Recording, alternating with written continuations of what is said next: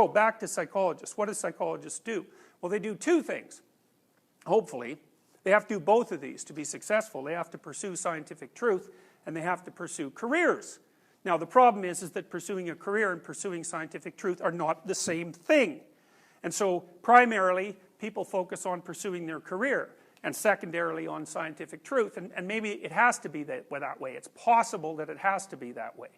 But that's not so good. It's better to pursue scientific truth and then do what you can for your career along the way, because otherwise you end up chasing things that don't exist for your whole life and polluting the scientific literature with nonsense, and that can have pretty bad personal and also social consequences, because you can end up discovering things that don't exist, and then policymakers will make educational policy, say, on the basis of those recommendations, and then that's not good, and that happens a lot.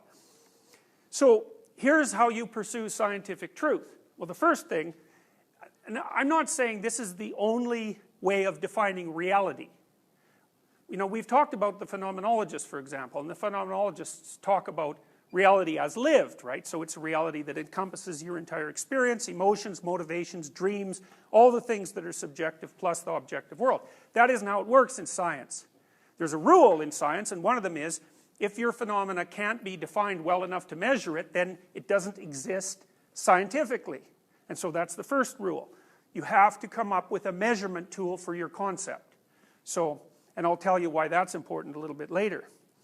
Then you have to take your measurement, and you have to see if it measures what it's supposed to measure. And that's a very tricky thing, because you have to figure out, well, what is it supposed to measure? So let's say you come up with a measure of anxiety. Okay, well, A, what's the measure? And B, what's it supposed to predict exactly? Well, heart rate increase, say. Well, no, sometimes people's heart rate decreases when they get anxiety. And sometimes people's heart rate increases because they're excited. So, skin conductance increase. Well, the same problem there is skin conductance tends to rise generally whenever you're put in any sort of motivated state. Well, self-report. Well, that's not so bad, except maybe people aren't that good at distinguishing between guilt and shame and disgust and anxiety and emotional pain and frustration and disappointment, assuming that those things are actually different.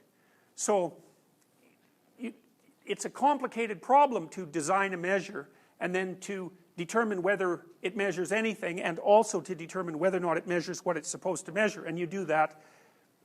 The rules are quite straightforward. One is that you should be able to measure the phenomena using a variety of different methods. So then you get into the problem of what constitutes different, but you can think about it, the analogy of your senses. You have 5 senses, and if all 5 of them tell you that something is there, the probability that it's there is quite high. I mean, that's why we all manage to live, right? Once you get 5 different reporting systems telling you the same thing, the probability that it's not there or that you're wrong starts to become vanishingly small. So you sort of have to do that with your measure. So maybe it'd be a physiological measure and a conceptual measure and a self-report measure and an observational measure and a behavioral measure. If you can get all of that and it converges, you know, all the measures correlate, then you might think, well, there's something actually there. And then, you know, you might also want to target something in the real world to predict, and that's criterion-related validity. So you have to see if your measurement is reliable, measures the same thing more than once in a row, whether it can be, the phenomena can be detected in a variety of different ways, and whether that actually predicts something that might be useful. So I really like the last one, and I think that's one where psychologists, like, there's a lot of complaints about psychology as a field right now, especially in social psychology. There's been a lot of scandal in the general scientific literature, including medical literature. You know, people have been, there was a guy a while back, unfortunately I can't remember his name, he had a Greek last name. He published a paper showing mathematically that on average the reports that were submitted, say in medical journals, had to be wrong. They were too improbable. He figured it out statistically. You know, and then there's been a recent attempt to replicate some of the most fundamental findings in psychology, and you know, there's been some success at that, but there's been plenty of failure too. So one of the things I think that is useful if you're thinking about a research career is to pick a hard target and see if you can make progress on that, because that's one of the things that puts constraints on your theorizing. You know, like what I try to do when I'm working out a concept, I like to find out, You could probably figure that out from this course. I like to see if there's like a solid theoretical basis, so the philosophy is solid. Then I like to see if there's a brain model. That'd be kind of helpful. I'd like it if it was derived from animal experimentation rather than human, because I think that's more valid. I'd like to see if there's a pharmacological level of analysis. If that supports it, that'd be really good. Some behaviors would be nice. And then if there's self-report data, well, that's all to the good. And if you get something that you can measure across all 5 of those levels, I think I mentioned 5, then you kind of think, oh man, there's probably something there. Anxiety is a good example of that, because you can measure anxiety with self-report questionnaires, you can get behavioral observations, you can measure psychophysiology. There's really good animal experimental models, plus there's a pharmacology, because we know, for example, that you can give people benzodiazepines or alcohol or barbiturates, and that dampens the response. And there are the reverse of those, actually. There are drugs you can take that make you more anxious, that work on the same basic systems.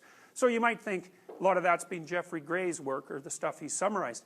You can kind of think there's something there, and then there's the animal behavior and so forth, that also is indicative of anxiety. That's, your triangulation's getting pretty complete by the time you have 5 separate sources of information all pointing to the same direction. So, and you know, you really got to be skeptical if you're a scientist, because the probability that you're discovering something is very, very low. And so it's easy to, especially with the statistics, because you know, you tend to think of statistics as a sort of little machine. You dump in numbers at the top and you crank it, and out comes knowledge at the bottom. And it's like, that's just not true at all. Statistics is an exploratory technique, fundamentally, and you're making decisions all the time about what constitutes valid data. So, you know, there's an outlier problem, right? So if you graph your data one dimension across another, you'll see people who are way the hell out on the measurements for one reason or another. And then you don't know whether you should include them in the analysis, which is deadly if it's a regression analysis, because it's really sensitive to outliers, or whether you should toss them out. But then there's the problem, if you toss them out, then maybe that makes it easier for you to prove your hypothesis. You know, and you want to do that because you want results, because then you can publish them. So like, it's a really tricky business. It's an ethical business all the way, because you have to make these decisions that depend on your judgment. And then you've got to ask yourself, well, when is your judgment valid? And as far as I can tell, the only answer to that is when you actually know what you're aiming at. And so, for example, if you're going to go into science as a career, you kind of have to decide, is it a career, in which case the scientific element of it is subordinate, or are you trying to find something out and building a career as a consequence of that? And it's really good to walk through that consciously, because you know, you think about the value hierarchies we've talked about before. Your value hierarchy determines the decisions that you make. And if you're conflicted about whether it's career promotion or truth, well, career promotion is going to win out, because it's expedient. There's a lot of pressure pushing on you to like get results, to get good results, to get publishable results, and to get lots of them. And so that's a lot of pressure pushing you to produce data that's better than it, that looks better than it is. And like, these are all micro judgments too. Like, say, the problem of handling outliers is, well, there are rules. Like, if somebody's 3 standard deviations beyond the mean in a particular measure, well, then you can throw them out because they're an outlier. But, well, what if they're 2.75 standard deviations from the mean?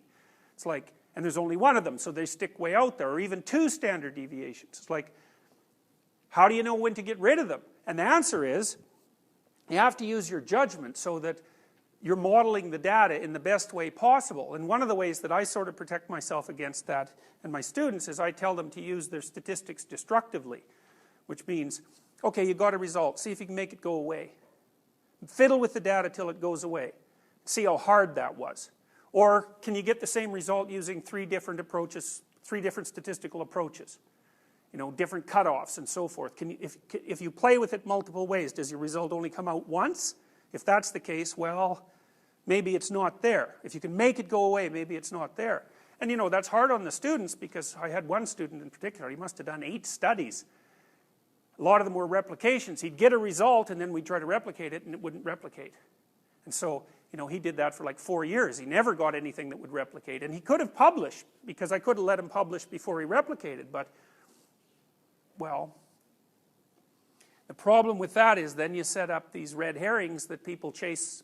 You know, he'd chase it and other people would chase it, and that can happen forever. So